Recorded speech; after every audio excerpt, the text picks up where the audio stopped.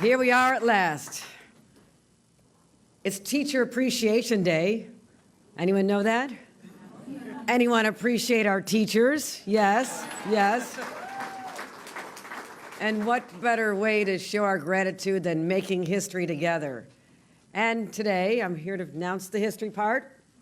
New York is now the largest state in the nation with a K through 12 bell-to-bell cell phone ban because of all of you.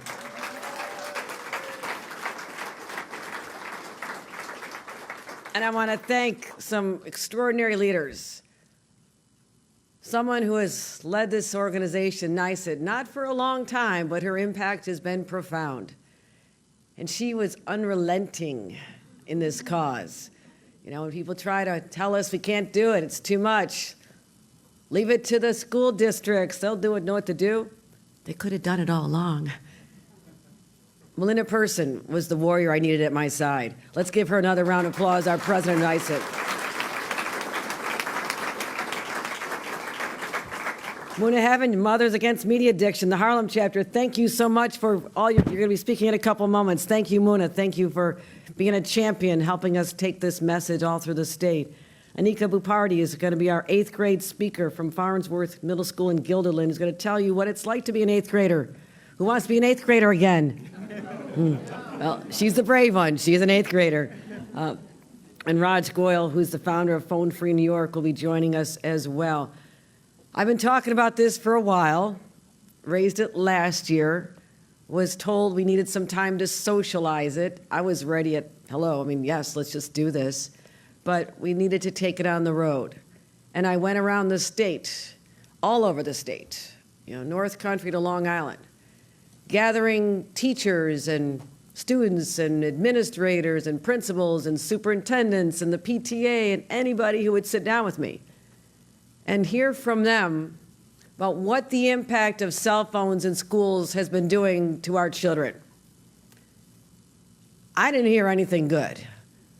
It was all negative, from the students on up. And when we said we could do this statewide, no other state has gone as far as we have.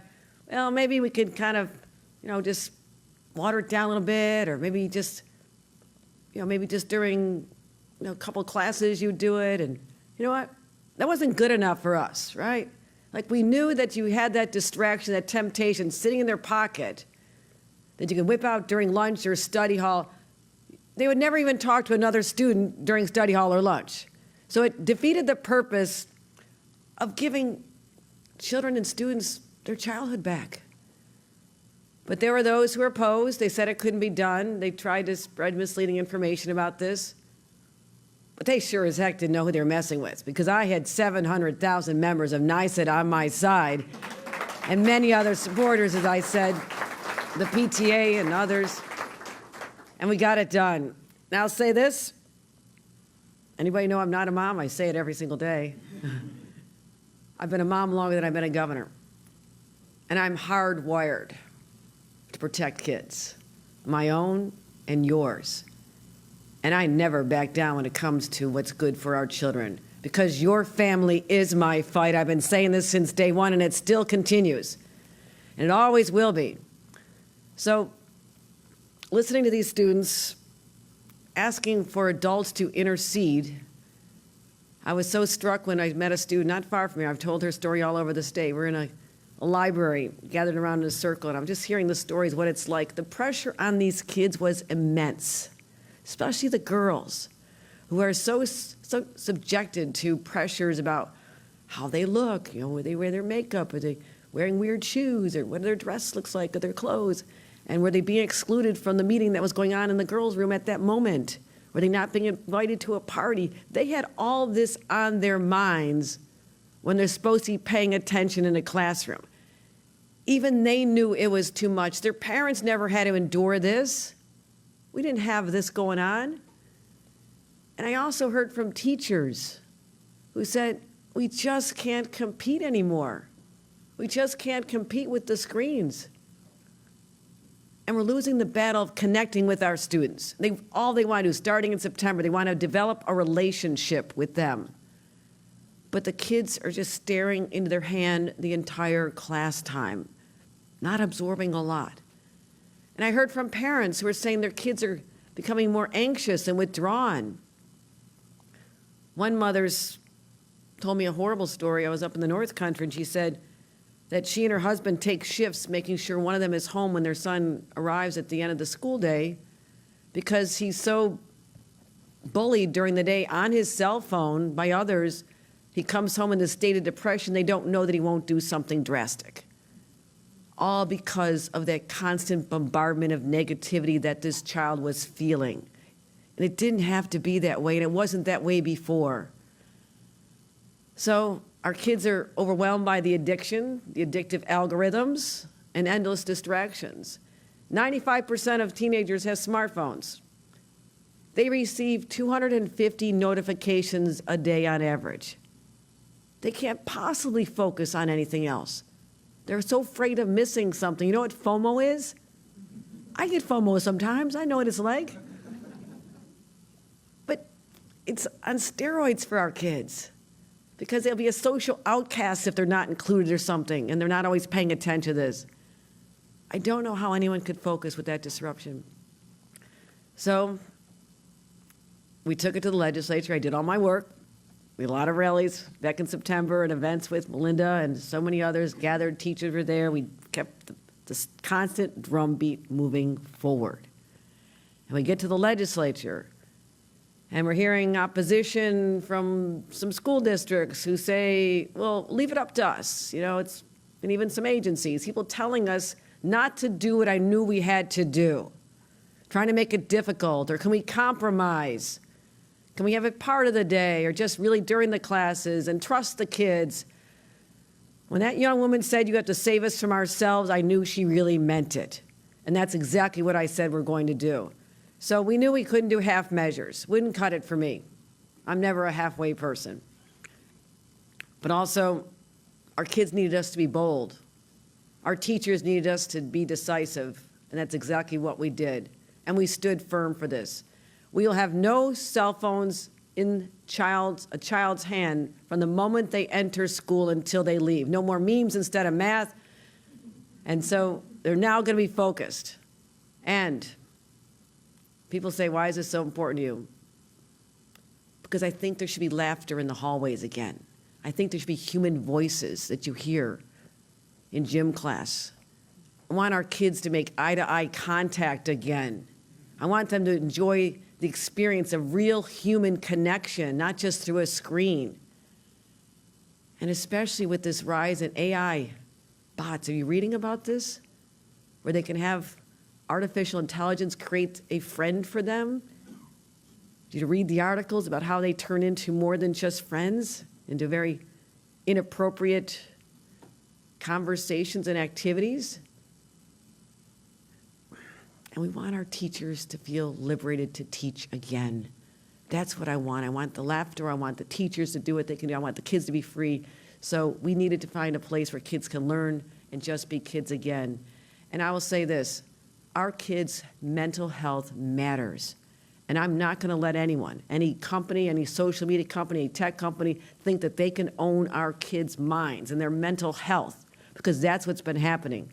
And that's why last year we took such bold action once again in telling these companies, you cannot bombard our kids with your algorithms unless they've asked for that information. No more. We stood up, and the rest of the country paid attention because they couldn't even do it in California. No other state can do what we're doing here because we stand up for our kids and we fight. And in that fight, I also want to thank our educators. You were on the front lines every second.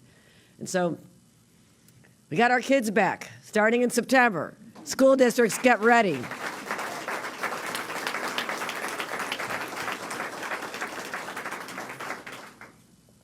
And anybody who's not sure they want to do this, go talk to a superintendent like David Blanchard. David, where are you? David, stand up. David Blanchard, superintendent of Schoharie.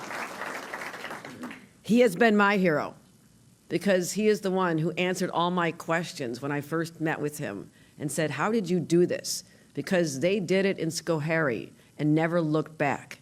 And he said it was tough in the beginning, a little bit of resistance, probably a lot of resistance. But you know what? resistance, but when you're in pursuit of a just cause, you can be overcome. You must overcome it. And that's exactly what you did in Schoharie. You paved the way for other school districts to see how it can be done. And your children are thriving, and they're connecting, and they'll emerge from school fully functioning adults who know how to communicate. So for future employers and others, this is the next generation of leaders in New York State. And I'm looking forward to the fact that this generation will be the very last one in our state that ever even knew you could have cell phones in schools, right? All right. Thank you very much. My great champion and partner, Melinda Pearson. Melinda Pearson, join us up here and tell us what it was like to be on the front lines, because you did an extraordinary job. So proud of you, Melinda.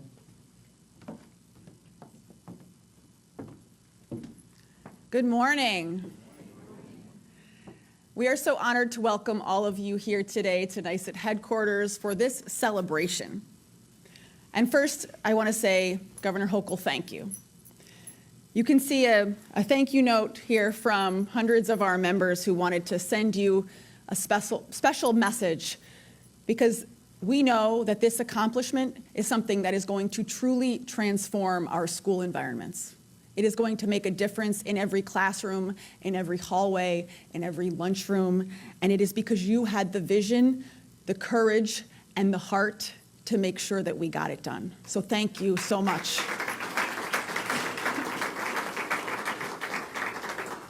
This is not just a win for the state of New York. This is a win because we are creating a model for the rest of the country. It didn't happen by accident, and I want to recognize some of the incredible partnerships that made today possible.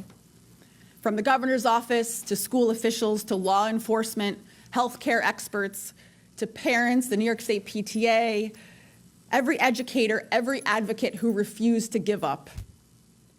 This is not about being anti-phone or anti-technology. This is about being pro-childhood. Technology has been crowding out many of the other aspects of our children's childhood because screens are so ever-present in our students' lives. Phones have stolen the vital building blocks like face-to-face connection, spontaneous play, unstructured exploration, the ability to focus deeply, and the simple experience of being present with one another. And by passing a statewide bell-to-bell policy, New York State said, enough is enough. We are choosing to give our children back 7 hours of a day, 7 hours in their classrooms, in their hallways, in their lunchrooms to have curiosity, for human connection, and sometimes occasional boredom, right? Sometimes my kids say to me, Mom, I'm bored. And I say, thank God. Thank God. This is the space where you get to let your mind wander, to wonder, to come up with new ideas. We are choosing to invest in real childhood with all its laughter, its friendships, creativities, mistakes, discoveries, all of those things that have been missing. Because it's in those moments when a phone isn't filling the silence that real growth happens. That is why bell to bell was the only way for us to go. But our work cannot stop here. This bell-to-bell policy is a crucial step toward addressing social media and excessive tech use as the public health issue that it is. We need to keep having honest conversations in our schools, in our homes, and across our communities about how we can help this next generation reclaim healthier, happier, and more connected lives. The epidemic of loneliness is real, and we need to expand education efforts for parents and caregivers who are navigating the digital landscape alongside their children. Every time I put up a firewall for my own children, they find a way around it, right? They're better and faster at this stuff than us adults. And we got to be on top of it. We need help.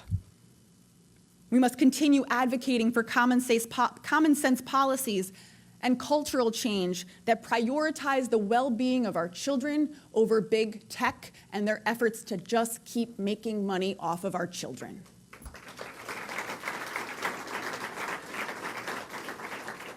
Together, we have stood up for childhood, and the future will be better for it.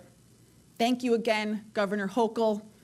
Thank you to every NYSET member here who sounded the alarm on this critically important issue. We are going to move forward together, and the best is yet to come. Thank you.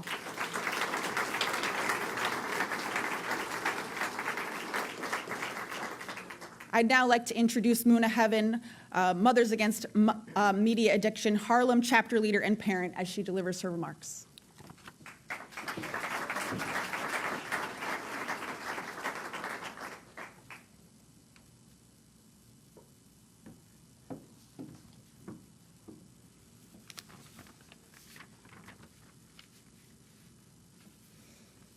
This is really great energy. I am so honored to be here. Good morning, everyone. My name is Muna Heaven. I'm here as a single mom, child welfare attorney, and the proud Harlem chapter leader for Mothers Against Media Addiction, also known as MAMA. MAMA is a grassroots movement of parents and allies fighting back against media addiction and creating a world where real-life experiences and interactions remain at the heart of a healthy childhood. Like most of you, I'm a regular New Yorker that goes out every day, works really hard to make sacrifices so that my child can have the best education and life possible.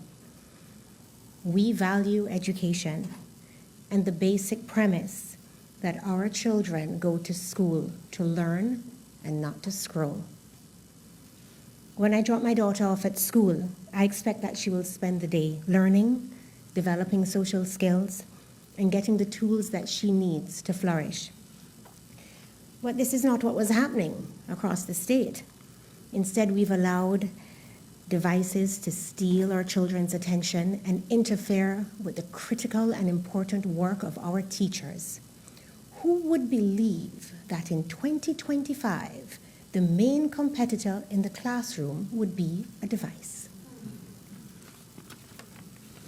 For too long, social media and gaming platforms have distracted our students and exploited their emotions for profit.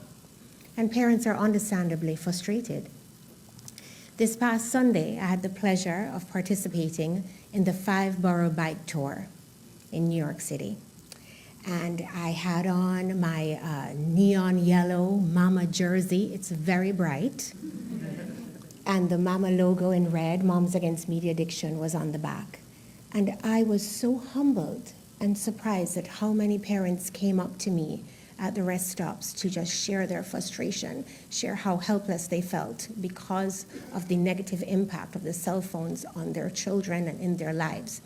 They were also relieved to see that there was an organization such as MAMA, right? Basically, in essence, parents have just been waiting for our lawmakers to act because we all know we can't do this alone.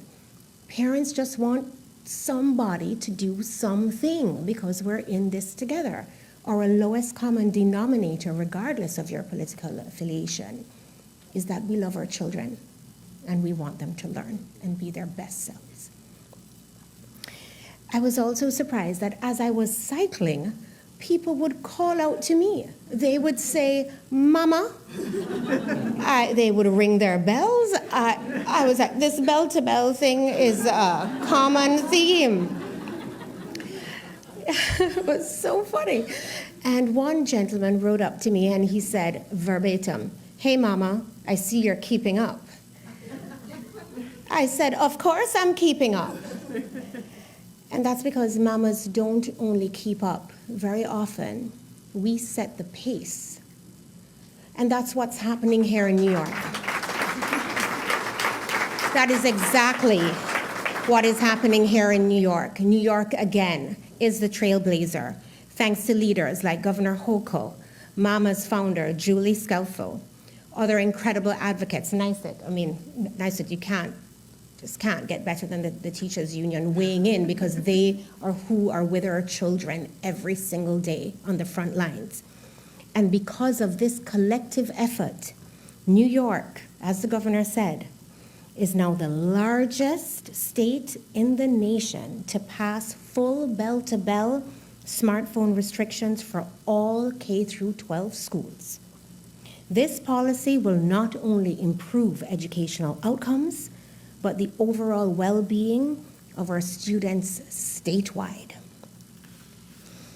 It's an exciting time in New York to see the legislature move with such command.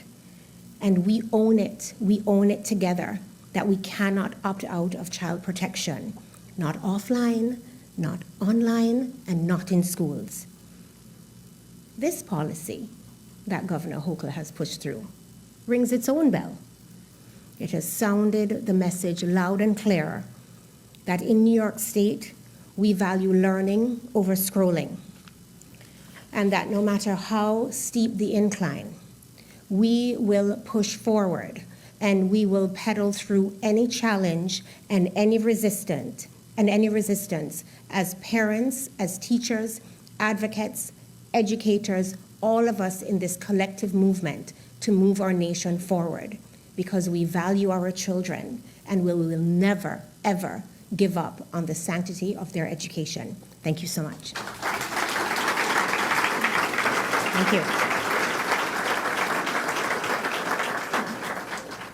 I would now like to introduce Anika Bupati. She'll be our 8th grader delivering her remarks.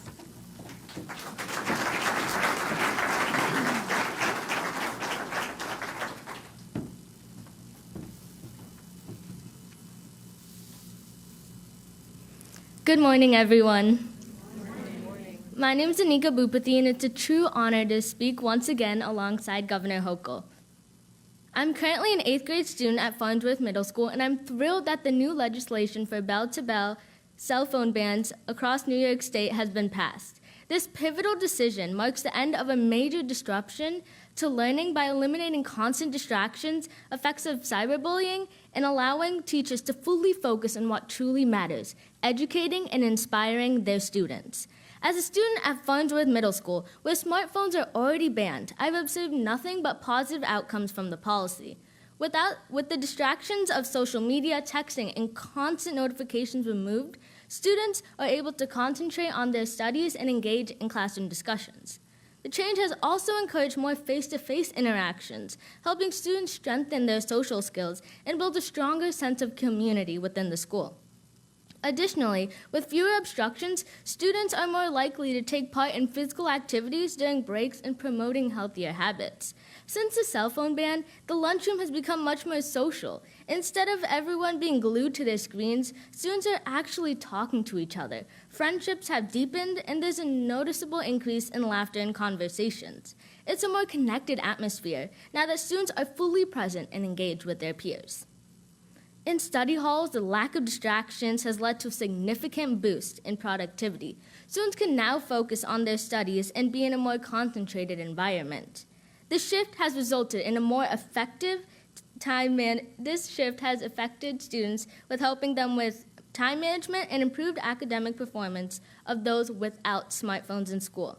In the classroom, the ban has been a profound impact on students' attention and participation. With fewer distractions, students are more focused on lessons, raising their hand, and contributing to a productive environment. In conclusion, the bell-to-bell cell phone ban has already proven to enhance focus, foster stronger connections, and improve academic performance. At Farnsworth Middle School, we've seen firsthand how this policy helps students thrive. This decision is a significant step forward for education in New York, and I'm confident it will continue to benefit students across the state. Thank you, Governor Hochul, for your strong leadership and commitment to supporting the futures of students. I look forward to seeing the lasting positive impact this policy will have. Thank you. The next speaker will be Raj Goyal.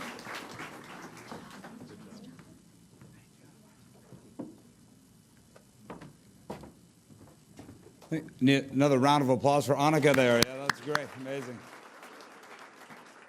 Makes me miss my daughters there. I'm Raj Goyal. I'm the founder of Phone Free New York, and we are so proud to be here today, and of course applaud Governor Hochul, the teachers, to get this really landmark legislation through. A bit of personal history as to why I'm involved in this. I'm a technology CEO. I'm a proud New York tech CEO. I started a company. We grew it. We successfully sold it. I invest in companies. I love technology. I love what innovation brings, but I'm a dad first. I have 2 teenage daughters, one 13, one 15, one at a public school in New York City, one at a private school. And the hidden truth is that those of us in technology, we all restrict our kids from using these phones because we know that technology needs to be used responsibly and safely. And that is the actual reality of what happens with technology. We don't let it just don't let it grow unfiltered, unchecked. And that's the genius and the strength of what this legislation represents. I'm involved in both PTAs at both my daughter's schools, and I have to say there's very few issues. I'm actually a former elected official myself, Governor Hochul. I don't think we can agree in this day and age on whether or not the sky's blue, but yet this is a 70-30 issue. This is suburban, urban, rural, black, brown, red, yellow, white. We all know that we need to have these phones restricted. And I will say there's been a lot of conversation, as there should be. This is the largest state. I will also point out, I think we are the only blue state that actually has this, so that's another tribute to Governor Hochul's leadership. I will say, combined with the SAFE Act, which Governor Hochul mentioned briefly, that is truly a landmark piece of legislation as well. Governor Hochul has now positioned New York State to be the leading state in the country to actually protect not only children, but people from addictive algorithms, which big tech knows they are using to prey on us, and to protect kids at schools. This is a phenomenal step that actually I'm sure will get more national attention as well. She's had the courage along with legislative leadership. And I have to say, when you have the governor and the teachers, watch out. I've been around politics a long time. I was like, I think we're just going to stand back and let these guys do their thing. So we were very proud to be part of that. And I have to say, on behalf of parents, people all over the state, we really thank you. This is not an issue that you had to work on. And in fact, for the media out there, I will say the reporting hasn't always been super accurate. There's maps out there that say, oh, there's 16 states that have taken action. But I'd ask you, what does a classroom ban actually mean? Are we suggesting that it's okay to text while a teacher is teaching? Of course it's not. A true policy is really binary. There's either a bell-to-bell ban or there isn't. So the fact that they took the time to not compromise when we had opposition and to say that it is only a bell-to-bell ban, as the other speakers have mentioned, those phones go away for that 7 to 8 hours, that's a monumental step. And in a political process, there was every incentive to compromise, to say that we'll take a half measure. They didn't. I'm proud to stand with them, and I'm proud that we will now be protecting our children in New York thanks to their work. So thank you very much.